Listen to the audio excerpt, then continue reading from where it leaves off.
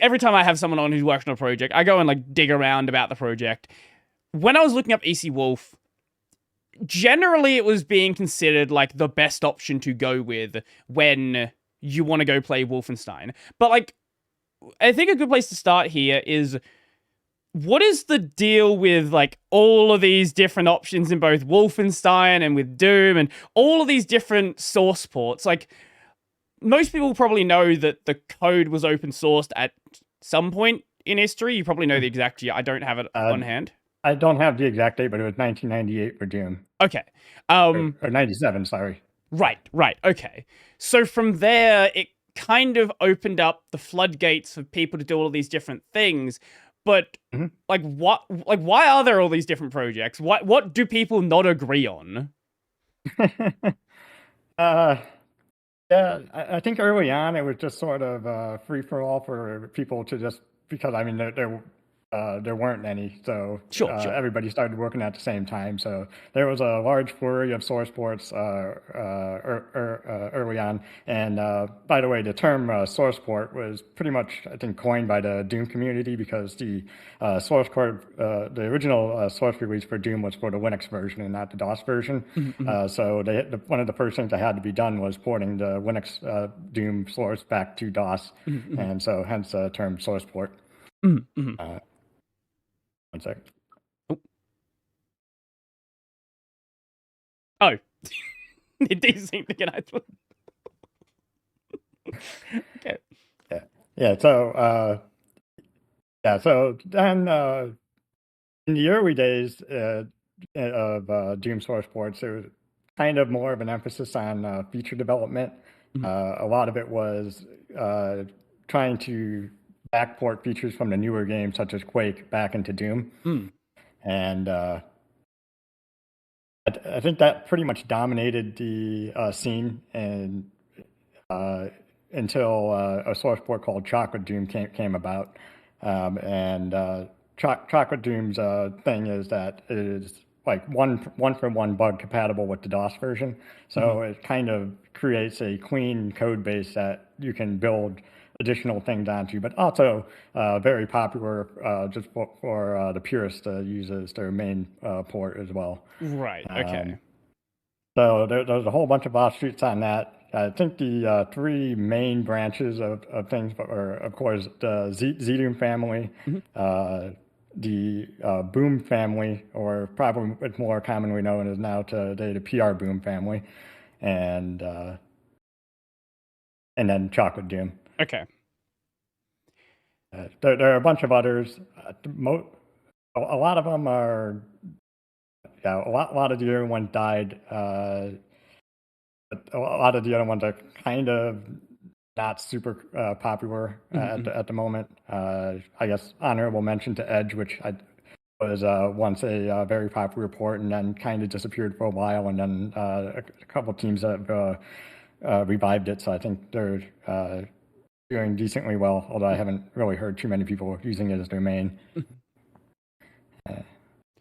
So it's kind of a lot of people just sort of, I guess, playing around with the code base, and I guess it's probably the same. It's probably the same with this as it is with anything else, right? There's a lot of not invented here syndrome, where it's like, yes, there's this other version that maybe does everything I want, but I didn't do it, so I want to do it. I don't really think it's so much not invented here syndrome, although there is certainly a bit of that that has gone on as time went on. Early on, I think there was a lot of just people like taking ideas from one and implementing it in their own projects. And like the early period only lasted probably until about 2003, and then Z-Doom became pretty much the dominant port.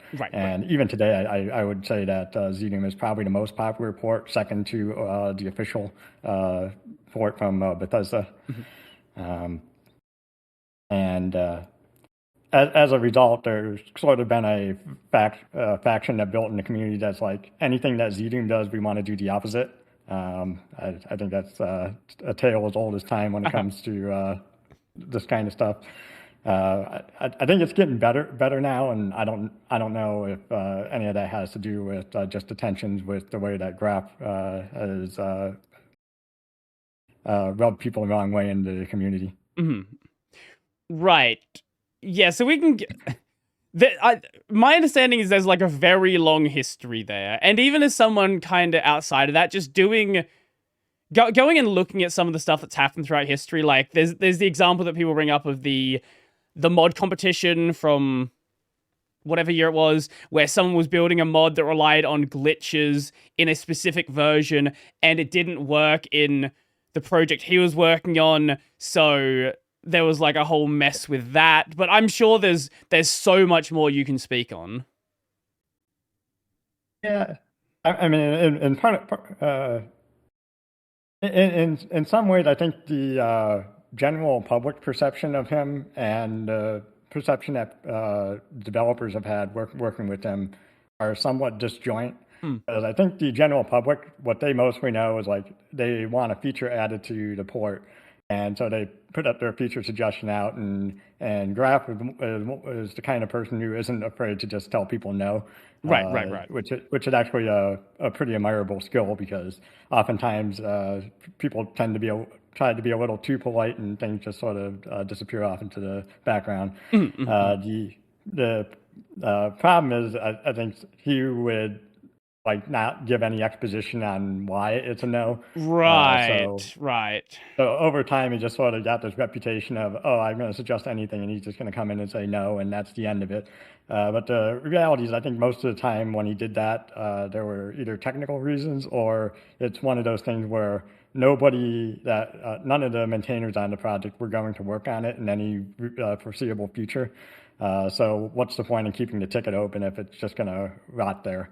And if somebody is actually interested in submitting code, they're going to do it whether or not the ticket's there. So, right.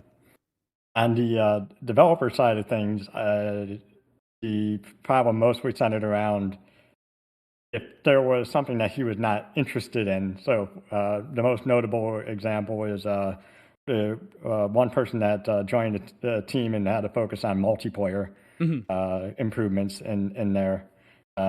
Graph is a big single player only type of person. ZDoom has always had multiplayer support, and I mean, we never had any. There's never been any thought that it would be removed, especially as long as somebody was maintaining it. But something definitely went down. I don't know all the specific details, but I think Graph was changing something that kept breaking the multiplayer side of things, and then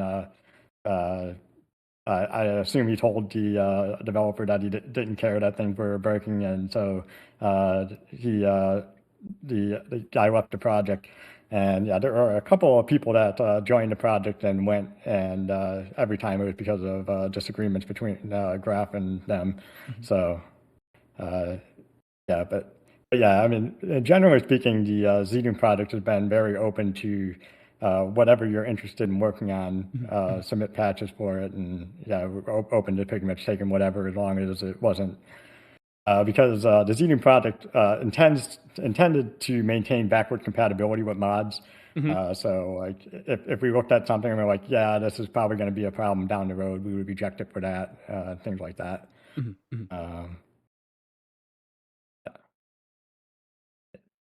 Oh, this desync is gonna be a nightmare. God damn it. So anyway, moving on from that.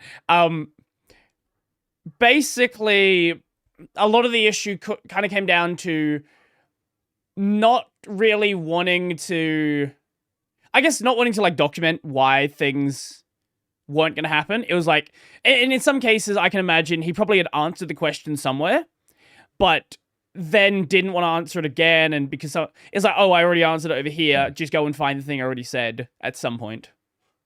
Yeah, quite often. And I think other times just generally just not wanting to do the exposition part. Sure. Which is fine in some senses, but yeah, I mean, it does sort of build up a reputation when you do it that way. Right, right. Yeah, I can definitely understand that.